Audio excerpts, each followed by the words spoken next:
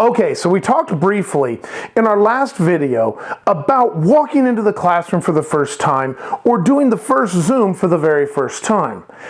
But let's actually back up a little bit and let's take a zoom out, broader approach to your perspective and to your presence.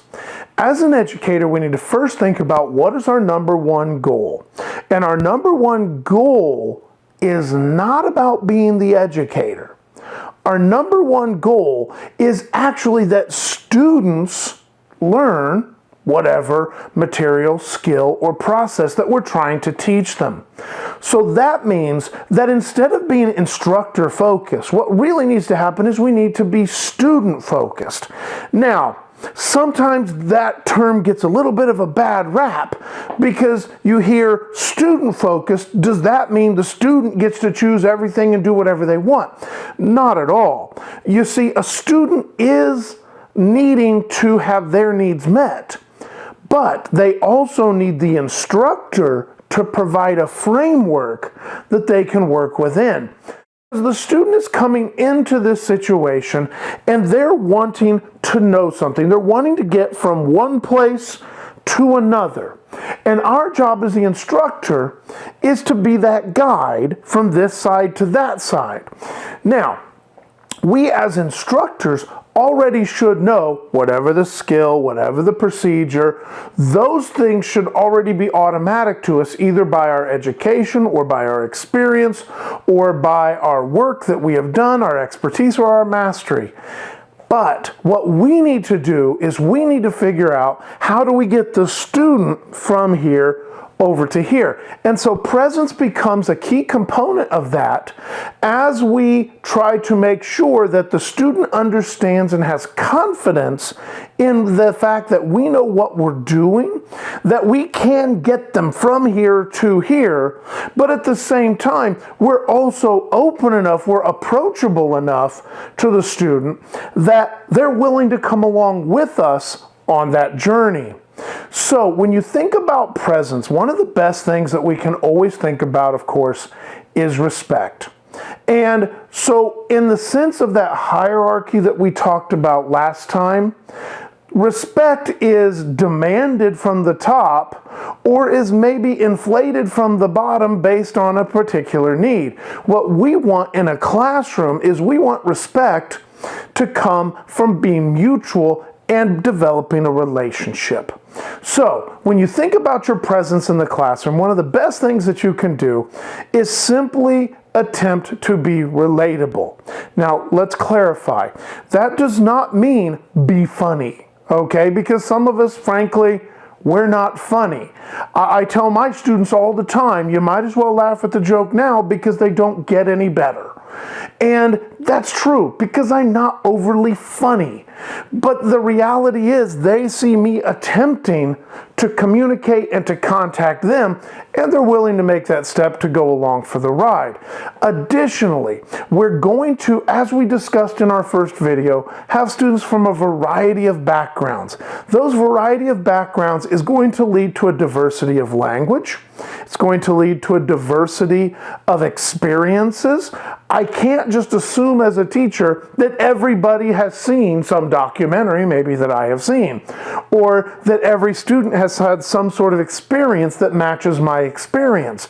I have to understand that I may have to fill in some experiential gaps if that's necessary to moving forward. So when we talk about presence, we're talking all about making sure that we are developing that relationship with a student, that we're understanding their diversity, and that we're also respecting the fact that whether it's a language barrier, an experience barrier, an academic barrier, that they understand we're not judging them, we're here to help them. Now, that does become a bit of a challenge because as an instructor, you are going to be giving grades. So you are judging in the sense that you're going to be judging their skills, but what we want them to understand is that that judgment is limited only to the mastery of that skill or process, not to their personality, not to their background, not to who they are as a person, only to the level of the skill that we're actually assessing, and that when we give that judgment, we're also going to be giving opportunity for them to improve that assessment on that skill, improve that assessment on that piece of content. So all of that means that when we enter a classroom, teaching is about respecting the students and understanding that we can't expect the students to respect us as well. But what it also means is that we want to develop relationships and we are approachable. With that in mind, that also brings us to another component of presence, and that is language. It is not always the student that brings a certain vocabulary or language to the classroom. It is also the teacher that brings a certain language or vocabulary to a classroom.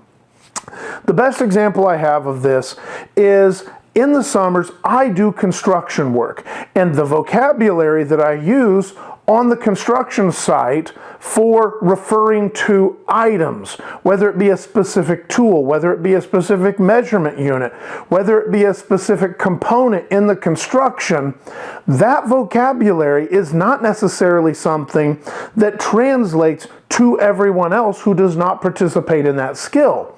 So that when you are using your expertise in a content area, whether it be drafting, whether it be welding, whether it be mathematics, whether it be biology, the vocabulary terms we use to refer to items can sound very foreign to other educators.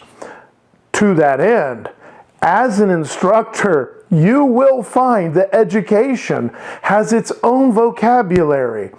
When someone asks you for evidence of your SLOA and if are you meeting all of the required guidelines that are set by the ICCB for your class to ensure that the credit-bearing element of your class can be transferable to a university system, that can sound very strange. And when you start throwing educational language around, you start losing people. In the same way, we need to understand that whatever experience a student comes from, the presence that we approach the content with and we approach the classroom with, whether it be respect, relationships, or vocabulary, are going to make a big difference in how and if a student is willing to go along that journey with us. With that, we'll talk about it a little more in the next session.